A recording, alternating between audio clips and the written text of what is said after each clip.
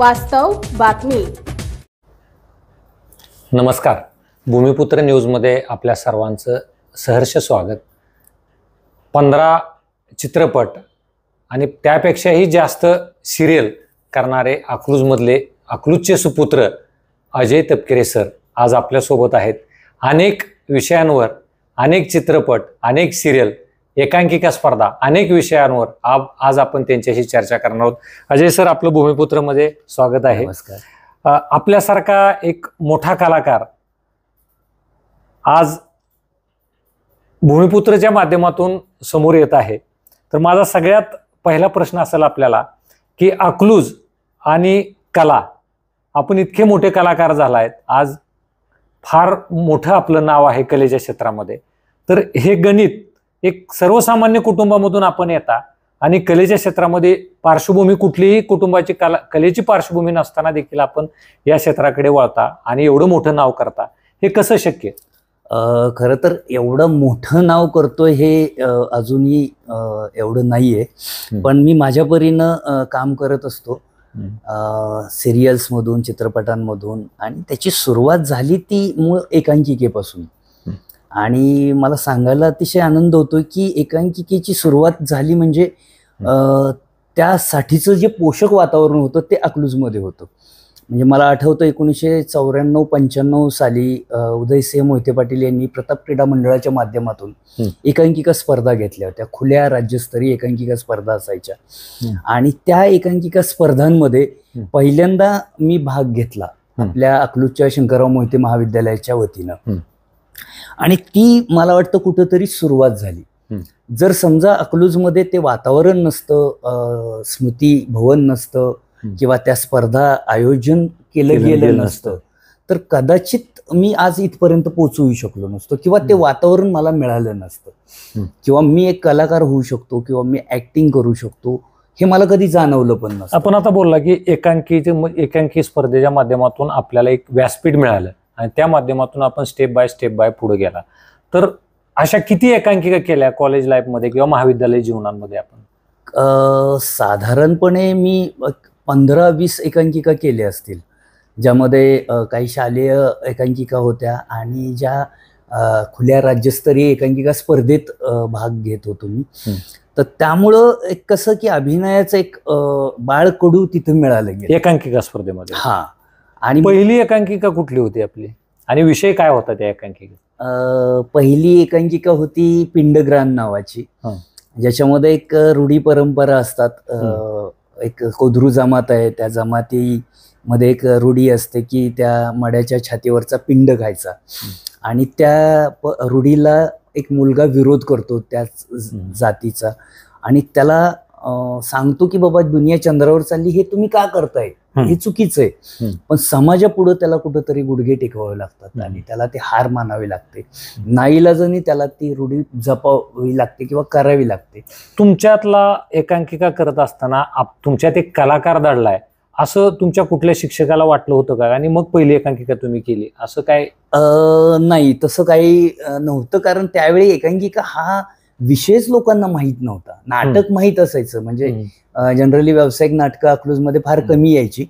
पण जसं आपलं स्मृतिभवन झालं तसे काही नाटकं येऊ लागली, त्यामुळे लोकांना ते माहीत झालं की नाटक असतं.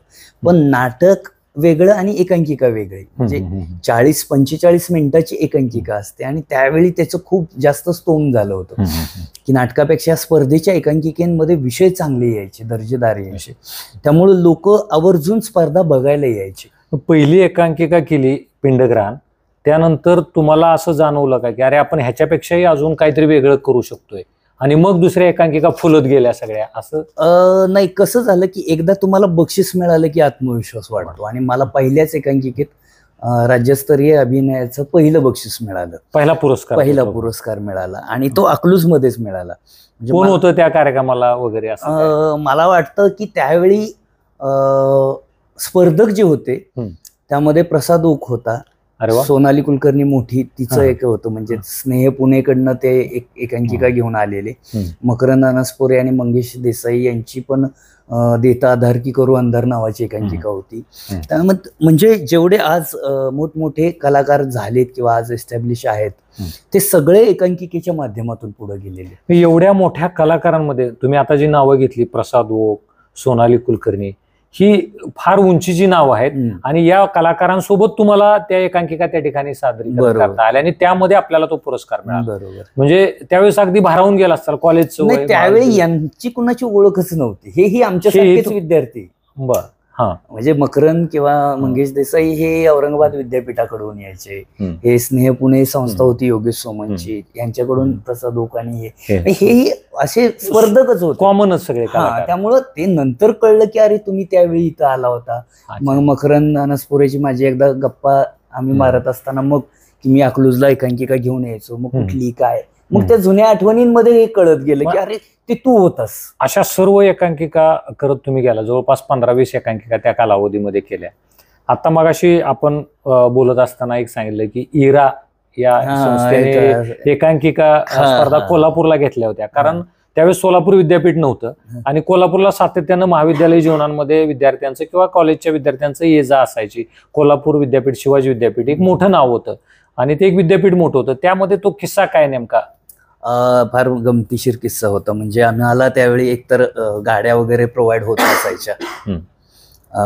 जे असायचं ते एसटीनी प्रवास करावा लागायचा, तेही महाविद्यालयीन विद्यार्थी म्हणून कन्सेशनने प्रवास करावा लागायचा. आणि आमचे प्राचार्य नुकतेच आले होते, आबासाहेब देशमुख, त्यांनी मात्र खूप सपोर्ट केलेला होता मला त्यावेळी. तर त्यांनी ही एकांकिका पिंडग्रान आमची त्या पन्हाळ्याला एकांकिका स्पर्धेत पाठवायचं ठरवलं. आणि मग आम्ही सगळ्यांनी फॉर्म वगैरे भरला आणि एकांकिका पाठवायची म्हणून आम्ही सगळे तयारीला लागलो. कारण त्याआधी आम्हाला इथं पण नंबर मिळाला होता अकलूजमध्ये, परत अजून एका.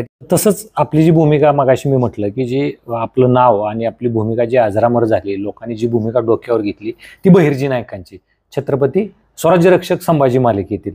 तर फक्त ते कष्ट तुमचं प्रामाणिक असायला हवं. अगदी बरोबर. हा त्याचा मॉरल होता. तसंच आपली जी भूमिका मगाशी मी म्हटलं की जी आपलं नाव आणि आपली भूमिका जी अजरामर झाली, लोकांनी जी भूमिका डोक्यावर घेतली ती बहिर्जी नायकांची, छत्रपती स्वराज्यरक्षक संभाजी मालिकेतील. तर ती सिरियल साधारणपणे 2017ला शूट सुरू झाला आणि 2021ला संपली. साधारणपणे 2-2.5 वर्षाचा कालावधी होता तो त्या सिरियलचा. तर बहिर्जी नायकांची भूमिका तुम्हालाच का मिळाली आणि तुम्ही त्या भूमिकेला कसा न्याय दिला? खरं तर काय झालं होतं की आधी ही जी मालिका होती स्वराज्यरक्षक संभाजी, ही कलर्स मराठीसाठी आम्ही करत होतो. आणि मला वाटतं 2017ला साधारण फेब्रुवारी महिन्यात मला अमोल कोल्हे च्या टीमकडून फोन आलेला की आपण अशी एक सिरियल करतोय संभाजी महाराजांची, तर तुला एक भूमिका करायची त्यामध्ये. आणि मला पण बरं वाटलं, कारण मला त्यावेळी काही काम पण नव्हतं जास्त. मग भोरला मी गेलो शूटिंगसाठी. भोरला आमचं शूटिंग चाललं होतं. तर तिथं कलर्स मराठीसाठी म्हणूनची जी सिरियल होती त्यात मला मरीबा नावाचं कॅरेक्टर होतं, जे अनाजी पंतांचा हेर असतो. अनाजी पंतांना सगळ्या बातम्या तो सांगत असतो आणि त्या बातम्या विकृत स्वरूपात शिवाजी महाराज आणि समाजापर्यंत अनाजी पंत पोहोचवत असतो. तर अशा पद्धतीचं ते माझी भूमिका होती. आणि त्याचं आम्ही 10-12 दिवस भोरमध्ये शूटिंग केलं. पण नंतर काय झालं माहित नाही, कलर्सने तो प्रोजेक्ट कॅन्सल थांबवला आणि यामध्ये जवळपास 7-8 महिने काहीच घडलं नाही मध्ये. आणि 7-8 महिन्यानंतर परत एकदा मला त्या टीमकडून फोन आला, अमोल कोल्हेंचा आणि आमचे कार्तिक केंडे दिग्दर्शक आहेत त्यांचा, की मुंबईला ऑडिशनसाठी ये, आपण बहिर्जी नायकांसाठी तुझं ऑडिशन घेतोय. अरे वा. आणि मग मला थोडंसं दडपण आलं या गोष्टीचं की बापरे, बहिर्जी नायकांची एवढी मोठी भूमिका मला मिळते, मी ती व्यवस्थित करू शकेल का? कारण मी कॉमेडी कलाकार नाहीये किंवा कॉमेडीचा बाज नाहीये माझा. त्यामुळं मला जरा ती धाकधूक होती की मला ती भूमिका पेलेल का. मग मी तिथं गेल्यानंतर पहिल्यांदा विचारलं पण त्यांना की बाबा, मी आतापर्यंत सगळ्या सिरियस भूमिका केलेल्या आहेत, तर ही भूमिका तुम्ही मला का देताय? तर ते म्हटले, तसं नाहीये, ते ही भूमिका कॉमेडी नाहीये, बहुरूपी म्हणजे सोंगाड्या असं जे काही झालेलं आहे ते नाहीये, सोंगाड्या म्हणजे दादा कोंडके टाईप मध्ये नाही. सोंगाड्या म्हणजे सोंग आणणारा, बहुरूपी म्हणजे बहुरूप घेणारा, असं ते आहे. कुठलाही हेर स्वतःकडे लक्ष वेधून कधीच घेणार नाही, स्वतःची आयडेंटिटी कधीच दाखवणार नाही. आणि ती भूमिका तुला त्या पद्धतीनं साकारायची जी अत्यंत सिरियस आहे, ज्याला कॉमेडीचा अजिबात कुठं लवलेशी नाही, जो कधीही वेडेवाकडे चाळे करणार नाही, वेडेवाकडे त्याच्याकडे करणार नाही, तिथल्या लोकांचं त्याच्याकडे लक्ष वेधणार नाहीये, ही काळजी तो जास्त घेईल. तर अशा पद्धतीनं ज्यावेळी त्याचं मला भूमिकेचं हे सांगितलं त्यावेळी मला जरा ते कुठंतरी हा बाबा आपण हे करू शकतो. म्हटलं ही भूमिका मला देण्यापाठीमागचं तुमचं म्हणजे नेमकं का? तर त्याचं कारण त्यांनी खूप सांगितलं, गमतीशीर होतं की 10-12 दिवस जी मी इकडं मरिबा नावाचं कॅरेक्टर केलं, अच्छा, म्हणजे अण्णाजी पंताचा हेर, त्या भूमिकेत ते जे माझे फुटेज त्यांनी तपासले, जे काय डोळ्यातले सुप्त गुण त्यांनी ओळखले, आणि तिथं मग त्यांना वाटलं की नाही हा बहिर्जी नाही की ह्या पद्धतीने चांगल्या पद्धतीने करायला लागेल आपल्याला, आणि हेर असाच असायला हवा. मग त्यांनी ती भूमिका मला दिली आणि त्याचा प्रवास साधारण 2.5 वर्षाचा झाला. त्याचं सगळ्यात भूमिका गाजण्याचं म्हणा किंवा मालिका गाजण्याचं सगळ्यात मोठं कारण एक होतं की आम्ही जसे आहोत तसे त्यात होतो. म्हणजे भाषा असेल ज्यात अजिबात शुद्ध भाषा किंवा ओढून ताणून नाहीये, जी आपली गावाकडची बोली भाषा आहे तीच भाषा, ती कुठंतरी लोकांना अटॅच झाली, ती आपलीशी वाटली, म्हणून मग ती भूमिका लोकांपर्यंत पोहोचली. अकलूज मधून आता सध्या अनेक कलाकार उदयास येत आहेत आणि नामांकित कलाकार आहेत, जसे की मकरंद माने सरांचा, अकलूजचे मकरंद माने सरांचा रिंगण चित्रपट असेल, त्याला राष्ट्रपतींच्या हस्ते पुरस्कार मिळाला. रिंकू राजगुरूचा सैराटसाठी पुरस्कार मिळाला.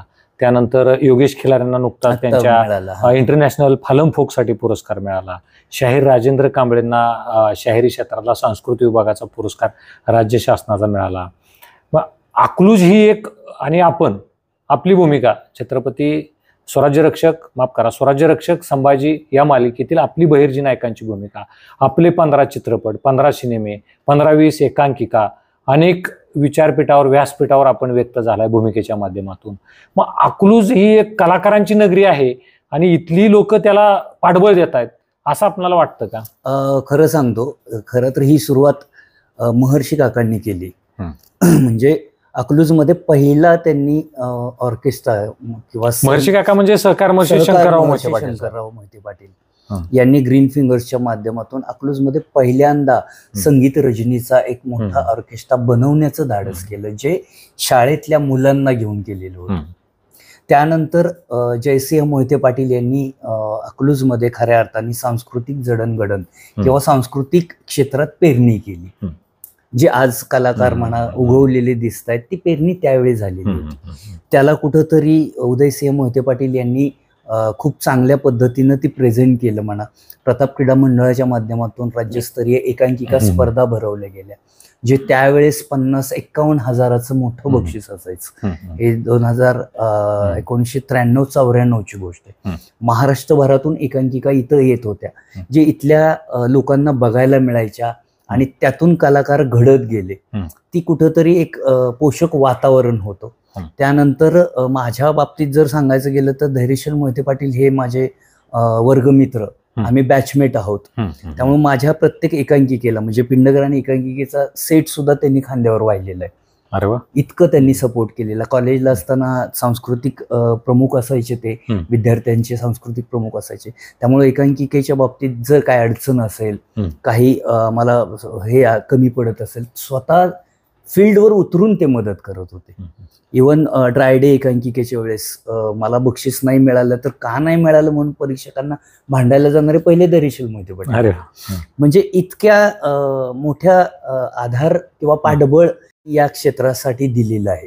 आणि त्यामुळेच आज एवढे सगळे कलाकार इथं घडतायत म्हणा, किंवा त्यांना ते कळतं की आपण काहीतरी कलेच्या क्षेत्रात करतोय.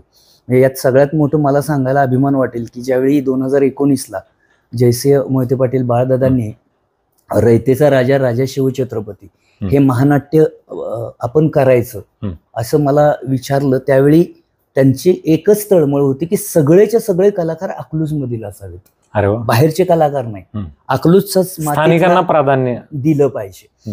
मग काही बाबतीत मी म्हटलं की काही कलाकार आपल्याला बाहेरून बोलवावे लागतील. म्हणजे शंतनू मोघे शिवाजी महाराजांची भूमिका खूप गाजलेली होती त्यावेळी. पल्लवी वैद्य ते जिजाऊंच्या भूमिकेसाठी, पुतळाबाईंची भूमिका ते आपल्याकडे जिजाऊ करत होत्या.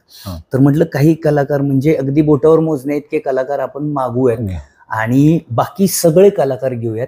तर त्यांनीही या गोष्टीला होकार दिला आणि माझ्यावर दिग्दर्शनाची जबाबदारी टाकली. मला सांगायला अभिमान वाटतो की 950 कलाकारांचं ते महानाट्य मी दिग्दर्शित करू शकलो. त्या पाठीमागं सगळ्यात मोठी प्रेरणा होती जयसिंह मोहिते पाटील यांची. म्हणजे सगळ्यात मोठं मार्गदर्शन होतं त्यांचं. पाठबळ इथून मिळालं. आर्थिक असेल की ते महानाट्य बसवण्यासाठीच, आर्थिक असेल, मानसिक असेल किंवा कुठल्याही बाबतीत. मला त्याआधी माहित नव्हतं की बाळदादांचा ऐतिहासिक विषयातला किती अभ्यास गाढा असेल. पण जेव्हा मी ते महानाट्य बसवायला घेतलं त्यावेळी लेखनापासून ते अगदी दिग्दर्शनाच्या प्रत्येक टप्प्यापर्यंत कुठं जरी मला खट्ट वाटत असेल तर दादा तिथं सांगायचे की हे असं नाही, असं होतं. चित्रपट म्हटलं, मालिका म्हटलं किंवा एकांकिका म्हटलं की ग्रामीण भागातल्या लोकांचा असा एक समज आहे की यावर फक्त शहरातील लोकांचीच मक्तेदारी आहे, विशिष्ट शहरातील लोकांची किंवा शहरी भागात राहणाऱ्या लोकांची याच्यावर मक्तेदारी आहे. मग अकलूज असेल किंवा अन्य महाराष्ट्रातील खेड्यापाड्यातील मुलं आज फिल्म इंडस्ट्रीमध्ये जात आहेत, आपलं नाव करतायत. हा बदलाकडे या कसं पाहताय तुम्ही? खरं तर हा बदल फार पूर्वी व्हायला पाहिजे होता. पण काय म्हणतो आपण, चला उशिरा का होईना. ह्या बदलाची नांदी सुरू झाली मला वाटतं मकरंद अनासपुरेंनी खरं तर हा सुरू केलेला पहिला बदल होता. त्यांनी ग्रामीण भागातून जाऊन मुंबईमध्ये स्वतःचं एक अस्तित्व निर्माण केलं आणि त्यामुळं बऱ्याच ग्रामीण भागातल्या मुलांना असं वाटलं की आपणही करू शकतो, हे फक्त शहरातल्या लोकांची मक्तेदारी नाही. आणि मग तिथून हा प्रवास सुरू झाला. मग एकांकिका आणि स्पर्धेची नाटकं असतील, यातून मग कलाकार हळूहळू शहराकडे वळू लागले आणि मग नंतर शहरातच फक्त सिरियल्सचं किंवा सिनेमाचं शूटिंग व्हायचं. कालांतराने त्यांच्याही लक्षात आलं की नाही यार, आपण ग्रामीण भागापर्यंत पोहोचलं पाहिजे, कारण तिथले कलाकार काही आपल्यापर्यंत पोहोचू शकत नाहीत. म्हणून मग बऱ्याच सिरियल्स ग्रामीण भागात आल्या. त्यामध्ये सगळ्यात महत्वाची आपल्या अकलूज भागात येणारी कारभारी लय भाली ही सिरियल होती जी झी मराठीला लागायची. आणि त्यासाठी सुद्धा धैर्यशील भैयांनी खूप प्रयत्न केले की आपल्या भागातल्या कलाकारांना शहरात जाऊन संघर्ष करण्यापेक्षा जर तिथलंच युनिट इकडे येत असेल तर त्याला काम सहज मिळेल. आणि झालंही तसंच. अकलूज मधल्या खूप साऱ्या कलाकारांना त्या सिरियलमध्ये काम करण्याची संधी मिळाली. आणि सिरियलमध्ये कॅमेऱ्यासमोर काम करणं, त्याचा टेक्निकली अनुभव काय असतो, कसा असतो, हे बऱ्याच जणांना माहीत नसतं. जे स्टेजवरती काम करतात त्यांना स्टेजवरतीचा अनुभव आहे, पण कॅमेऱ्याचा अनुभव नसल्यामुळं पण बरेच जण आत्मविश्वास गमावून बसतात. त्या मुलांनाही कळलं की अरे हा, कॅमेऱ्याचं असं असतं का, तिथं असं करायचं असतं. तर या सगळ्या गोष्टी ज्या घडल्या ते काही आता ग्रामीण भागात आले त्यामुळं. आणि आता बऱ्याच सातारा असेल, तुमचं कोल्हापूर असेल, सांगली असेल, नाशिक असेल, या भागात आता बऱ्याच सिरियलचं शूटिंग सुरू आहे, फिल्मचं शूटिंग सुरू होतं. आपल्या अकलूज मध्येच आत्ता परवा नागराज मंजुळेचं त्या खाशाबाचं शूटिंग माळशिरस तालुक्यात वगैरे झालं, किंवा मकरंद मानेचं रिंगणचं शूटिंग सगळं पंढरपूर अकलूज याच भागाचं. तर मग ही जी मंडळी आली शहरातून गावाकडे, त्यामुळं पण गावातल्या कलाकारांना कुठेतरी न्याय मिळाला म्हणा, किंवा त्यांना एक संधी मिळाली काम करायची. मी पुन्हा एकदा स्वराज्य रक्षक संभाजी मालिकेकडे येतोय की आम्ही असं ऐकलं होतं की अमोल कोल्हे फार इकॉनॉमिकल कंडिशन मधून, म्हणजे वाईट आर्थिक परिस्थितीतून गेलेले आहेत. त्यावेळेस त्यांनी स्वतःचं राहतं घर देखील गहाण ठेवलं होतं बँकेकडे म्हणा किंवा इतर ठिकाणी. आणि आपण त्या मालिकेत काम करत होता. आपण तर सर्वसामान्य कुटुंबातून येता. असे सगळे कलाकार माझ्या माहितीनुसार सर्वसामान्य कुटुंबात यायचे, काही ठराविक कलाकार सोडले तरी. मग तुम्ही सर्वसामान्य कुटुंबातून येता, मग त्यांच्यावर ज्यावेळेस अडचण आली त्यावेळेस अनायशी तुमच्यावर अडचण येणार. मग तुमच्या उपजीविकेचं काय झालं, तो किस्सा नेमका कसा असेल? नाही, खरं तर अमोल कोल्हे आणि आम्ही खूप आधीपासूनचे मित्र आहोत. जे 2008ला राजा शिवछत्रपती मालिका जी केली होती त्यात अमोल कोल्हे शिवाजी महाराजांची भूमिका केली होती, तेव्हापासूनचे आम्ही मित्र आहोत. त्यामुळं ते एक हक्काने होतं की बाबा आता जरा माझं अडचण आहे आणि आता तुला हे करावं लागेल. आणि त्यासाठी आम्ही सगळेच, म्हणजे जेवढे कलाकार होतो सगळेच मित्र होतो आम्ही एकमेकांचे. त्यामुळे आम्ही सगळ्यांनी मिळून ते शिवधनुष्य पेललं म्हणा किंवा त्या काळात त्यांना सगळ्यांनी सपोर्ट केला आम्ही आणि त्यातून ते तरुण निघालेच, वादच नाही, कारण जे प्रामाणिक कष्ट असेल तर त्याला यश मिळतच मिळतं. पण त्यामुळं एक झालं की अमोल कोल्हे जसे स्वतः मोठे झाले तसे त्यांच्याबरोबर त्यांनी त्यांच्या साथीदारांनाही मोठं केलं. आणि ही फार मोठी गोष्ट असते की माणूस मोठा तेव्हा होतो जेव्हा तो पाय खेचत नाही तर हात हातात धरून ओढतो. त्यामुळं पाय खेचणारा माणूस कधीच मोठा होऊ शकत नाही, पण हात हातात धरून वर खेचणारा माणूस मात्र आपल्याबरोबर आपल्या साथीदारांनाही मोठं करतो. एखादी वाहिनी ज्यावेळेस तुमची सिरियल प्रकाशित करते म्हणजे प्रदर्शित करते त्यावेळेस आपण मगाशी चर्चा करताना म्हटला की सुरुवातीला स्वराज्य रक्षक संभाजी मालिकेचे फक्त 300 भागाचीच परवानगी होती आपल्याला, आणि ही मालिका गाजल्यानंतर म्हणजे लोकांनी डोक्यावर घेतल्यानंतर ती पुढे वाढवण्यात आली. तुम्हाला अपेक्षा होती का ही मालिका लोक या पद्धतीने? नाही, मला खरंच सुरुवातीला ही अपेक्षा नव्हती, कारण त्याआधी राजा शिवछत्रपती मालिका खूप गाजलेली होती आणि आपण पाहिलं असेल संभाजी महाराजांचा इतिहास तोपर्यंत लोकांना माहित नव्हता आणि संभाजी महाराजांबद्दल पुढे दाखवण्यासारखं काय असं सगळ्यांना एक उत्सुकता होती म्हणा, किंवा मलाही ती उत्सुकता होती. आणि राजा शिवछत्रपती मालिका खूप गाजली होती कारण शिवाजी महाराजांचे प्रत्येक प्रसंग आपल्याला माहिती आहे. म्हणजे अगदी अफजल खानाचा वध असेल, शाहिस्तेखानाची आग्र्याहून सुटका असेल, त्यानंतर तुमचं सुरतेची स्वारी असेल, बाजीप्रभू देशपांडे, तानाजी मालुसरे, हे इतक्या प्रसंग घडलेले आहेत, घटना घडलेल्या आहेत आणि त्या प्रत्येक प्रसंगाला आपण कुठेतरी ते वाचलेलं आहे, ऐकलेलं आहे, पाहिलेलं आहे. संभाजी महाराजांच्या आयुष्यात असं काय काय घडलं होतं याची लोकांना माहिती नव्हती. आणि ऍक्च्युली अमोल कोल्हेंचा तोच हेतू होता की संभाजी महाराजांचा खरा इतिहास लोकांपर्यंत पोहोचावा आणि तो पोहोचला पाहिजे. त्यामुळे सुरुवातीला त्यांनी 300 भागाची जरी दिली असली तरी जसजसं ते पुढं महाराजांच्या संभाजीराजांच्या बाबतीत राजकारण घडत गेलं, त्यांच्या बदनामीचे डाव आखले गेले किंवा कशा पद्धतीनं त्यांना बदनाम केलं गेलं, ह्या सगळ्या गोष्टी जसजशा कळायला लागल्या तशी लोक त्या सिरियल मध्ये गुंतत गेली आणि मग प्रेक्षकांना कळलं की अरे बापरे, ही वस्तुस्थिती आहे आणि आजपर्यंत आपण ऐकतोय ते वेगळंच होतं. त्यामुळं त्या सिरियलच्या माध्यमातून ते फक्त मनोरंजन नव्हतं तर एक धगधगता इतिहास लोकांना पाहायला, बघायला, अनुभवायला मिळाला. जसं संभाजी महाराजांच्या बाबतीत राजकारण झालं तसं मालिकेच्या बाबतीत सुद्धा आम्ही वर्तमानपत्र असतील किंवा लोकांमधल्या चर्चा असतील की मालिकेचा शेवट निर्मात्याला किंवा दिग्दर्शकाला पाहिजे तसा दिला गेला नाही असे आरोप देखील करले. यामध्ये काय तथ्य आहे, नेमकं काय? या बऱ्यापैकी अफवा होत्या आणि या पाठीमागे काही राजकीय डाव पण असतील, माहित नाही, मी राजकारणात जास्त नाही घुसत. पण त्यावेळी या मालिकेमध्ये संभाजी महाराजांच्या भूमिकेमध्ये लोक इतकी वाहवत गेली होती की काही प्रसंग असे आहेत की संभाजी महाराजांना पकडल्यानंतर एक लहान मुलगा त्याचा व्हिडिओ व्हायरल झाला. आय थिंक तो कोल्हापूर भागातला कुठला तर होता आणि तो खूप आई वडिलांपाशी मोठमोठ्याने रडत होता की संभाजीराजांना पकडलंय, संभाजीराजांना पकडलंय, त्यांना सोडवा. आणि त्याच्या आई वडील सांगत होते की अरे बाळा, ते पकडलेलं ते सगळं असं खोटं आहे, ते आधी घडलेलं आहे, की आता नाही. आणि ते सगळा व्हिडिओ खूप व्हायरल होत होता. आणि माझ्या माहितीनुसार तो मुलगा सेटवर पण आला होता का? हा, त्याला नंतर सेटवर बोलवलेलं होतं त्या मुलाला आणि त्याला ते दाखवलं होतं. डॉक्टर अमोल कोल्हे भेटले की त्या बाल मनावरती ते परिणाम झाला होता. आणि मग त्यावेळी असं एक वाटून गेलं चॅनलमध्ये म्हणा किंवा सगळ्यांनाच की ही सिरियल फक्त तरुण पिढी किंवा हे बघत नाही प्रेक्षक, तर त्यामध्ये काही गरोदर स्त्रिया आहेत, काही लहान मुलं आहेत, काय कमी वयस्कर लोक आहेत, जे बीपीचे पेशंट आहेत, डायबिटीसचे असे आहेत लोक.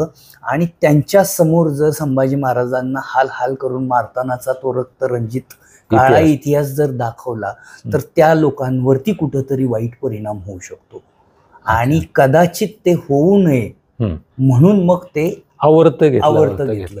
पण त्याचं राजकारण वेगळ्या पद्धतीनं तुम्ही ते दाखवलं का नाही, मग ते हाल केलेले का दाखवले नाही. मग त्याच्यामध्ये एक होतं की परत द्वेष, सामाजिक द्वेष पण वाढू शकतो की हा इतिहास माहितीये की संभाजी महाराजांना वध कसा केला, कशा पद्धतीनं मारलं, त्यांना कशा पद्धतीनं हे केलं.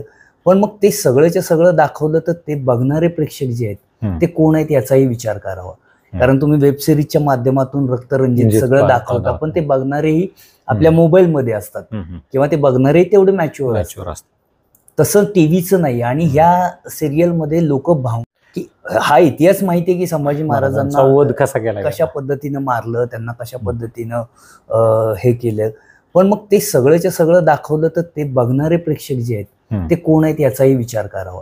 कारण तुम्ही वेब सिरीजच्या माध्यमातून रक्तरंजित सगळं दाखवता, पण ते बघणारेही आपल्या मोबाईलमध्ये असतात किंवा ते बघणारे तेवढे मॅच्युअर असतात. तसं टीव्हीचं नाही. आणि ह्या सिरियलमध्ये लोक भावनिक गुंतलेली होती, त्यामुळं त्यांच्या भावनेविषयी अशा पद्धतीने खेळ करणं योग्य नाही असं सगळ्यांचं म्हणणं आलं, म्हणून तो आवडता घेतला. फिल्म इंडस्ट्री असेल किंवा टीव्हीचे सिरियल असतील, तर ग्रामीण भागातली तरुण मुलं तरुण मुली एक उत्सुकतेनं पाहतात की आपणही तिथं दिसावं, आपणही तिथं यावं, आपणही आपली कला प्रदर्शित करावं. तर आपण कॉलेज जीवनापासून एकांकिका असतील, छोट्या मोठ्या कॉलेज शाळेतील स्पर्धा असतील, महाविद्यालयीन जीवनामधल्या एकांकिका स्पर्धा असतील, 15-20 सिरियलमध्ये आपण काम केलं, 12-15 सिनेमामध्ये काम केलं. तर हे सगळं तुम्ही अजय तपकिरे या नावाने मिळालेलं हे यश आहे. ह्याच्या पाठीमागं फार मोठं कष्ट आहे.